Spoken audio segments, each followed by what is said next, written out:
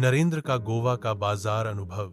नरेंद्र, जो अक्सर अपनी गंभीर और विचारशील प्रकृति के लिए जाने जाते थे, एक खास उद्देश्य से गोवा के हलचल भरे बाजार में पहुंचे।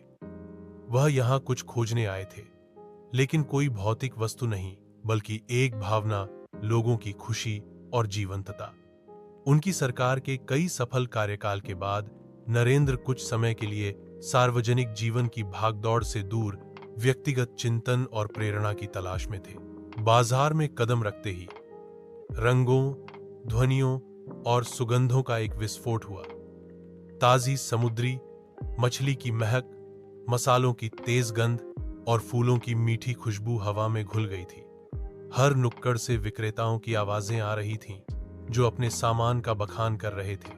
ताजी मछली ले लो, गोवा की खास काजू, सुंदर कपड़े भाई साहब। नरेंद्र ने धीरे धीरे भीड़ के बीच से चलना शुरू किया।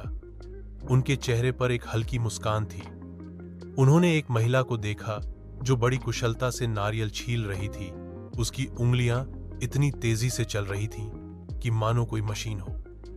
उन्होंने एक बच्चे को देखा जो अपने पिता के हाथ पकड़े हुए था और बड़ी उत्सुकता से रंगीन गुब्बारों को देख रहा था। एक कोने में कुछ स्थानीय संगीतकार अपने पारंपरिक गोवा के वाद्य यंत्रों पर धुन बजा रहे थे और कुछ लोग खुशी से उनके साथ झूम रहे थे। नरेंद्र ने खुद को एक मसाले की दुकान के सामने खड़ा पाया।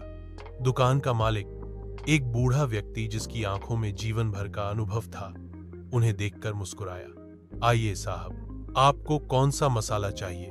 हमारे पास गोवा के सबसे बेहतरीन मसाले हैं। नरेंद्र ने जवाब में मुस्कुराया, मुझे मसाले नहीं चाहिए, मुझे बस इस जगह की ऊर्जा महसूस करनी है। बूढ़ा आदमी हंसा। हाँ, यह बाजार ऊर्जा से भरा है, यहाँ हर कोई खुश है।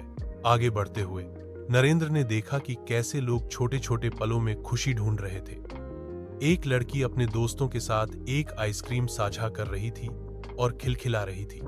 एक मछुआरा अपनी पकड़ दिखाने में गर्व महसूस कर रहा था।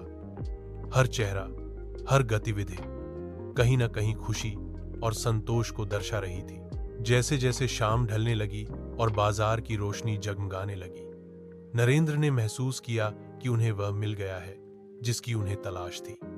यह एक गहरी और संतोषजनक खुशी थी, जो लोगों के साधारण जीवन, उनकी मेहनत और उनके छोटे छोटे उत्सवों में निहित थी। वह किसी खास लक्ष्य को प्राप्त करने की खुशी नहीं थी, बल्कि मानव आत्मा की लचीलापन और जीवन के प्रति उनके उत्साह को देखकर मिलने वाली खुशी थी। बाजार से निकलते हुए नरेंद्र के कदम हल्के थे और उनके दिल में एक अजीब सा संतोष था। उन्होंने देखा कि असली खुशी अक्सर बड़े कारनामों में नहीं, बल्कि रोजमर्रा के जीवन के छोटे छोटे जीवंत पलों में छिपी होती है।